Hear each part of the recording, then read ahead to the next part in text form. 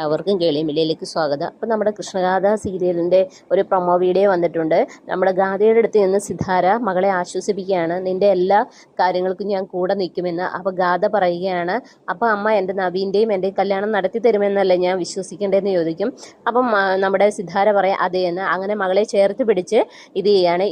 എന്നിട്ട് നമ്മുടെ സിമിയുടെ അടുത്ത് സിദ്ധാര പറയുകയാണ്, എൻ്റെ മകൾക്കും ഗാഥയും കൃഷ്ണയും ഒരുപോലെ ആയിരിക്കുന്നത് ശാന്തിയും നമ്മുടെ ശ്രീനിവാസനും എന്നോട് ചെയ്ത ചതിയാണ്. ചതിക്ക് പകരം തിരിച്ചു കൊടുക്കണം. അതുകൊണ്ട് ഞാനൊരു കാര്യം തീരുമാനിച്ചു. എനിക്ക് ഇപ്പോഴൊരു സമാധാനമായി എന്ന് പറയും. നവീനെ കിട്ടുന്നത് നമ്മുടെ കൃഷ്ണയായിരിക്കും.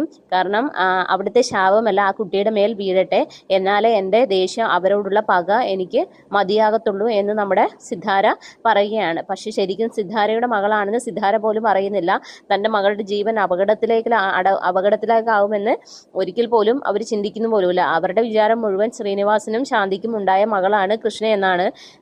അങ്ങനെ ഇതേ സമയത്താണ് നമ്മുടെ കൃഷ്ണയുടെ അടുത്ത് തങ്കം പറഞ്ഞു കൊടുക്കുകയാണ്, നീ ആരെങ്കിലും വിളിച്ചാൽ പോകരുത്, നീ സൂക്ഷിച്ച് നടക്കണമെന്നൊക്കെ. അപ്പം നമ്മുടെ കൃഷ്ണ ചോദിക്കുന്നുണ്ട്, എന്താ അമ്മ ഇതൊക്കെ പറയുന്നത്, ഞാൻ ഇത്രയും വലിയ കുട്ടിയല്ലേ എന്നുള്ള രീതിയിലൊക്കെ സംസാരിക്കുന്നുണ്ട്. പക്ഷേ നമ്മുടെ തങ്കത്തിനും പേടിയുണ്ട് ഈ മോളെ തിരിച്ചു കൊണ്ടുപോകുമോ എന്നുള്ളതൊക്കെ. പക്ഷേ യഥാർത്ഥ കാര്യങ്ങളൊന്നും നമ്മുടെ സിദ്ധാരയ്ക്ക് അറിയാത്തിടത്തോളം കാലം നമ്മുടെ കൃഷ്ണയെ നവീന് കൊടുക്കാൻ വേണ്ടി നമ്മുടെ സിദ്ധാര അതിനുവേണ്ടി മുന്നിട്ടിറങ്ങുകയാണ്. ഇതാണ് പ്രൊമോ വീഡിയോയിലുള്ളത്. അപ്പോൾ എപ്പിസോഡിൽ നമുക്ക് വിശദമായിട്ട് കാണാം. അപ്പോൾ okay, bye bye, thank you. എൻ്റെ ചാനൽ സബ്സ്ക്രൈബ് ചെയ്യുക, മറ്റുള്ളവർ കൂടി ഷെയർ ചെയ്ത് കൊടുക്കുക.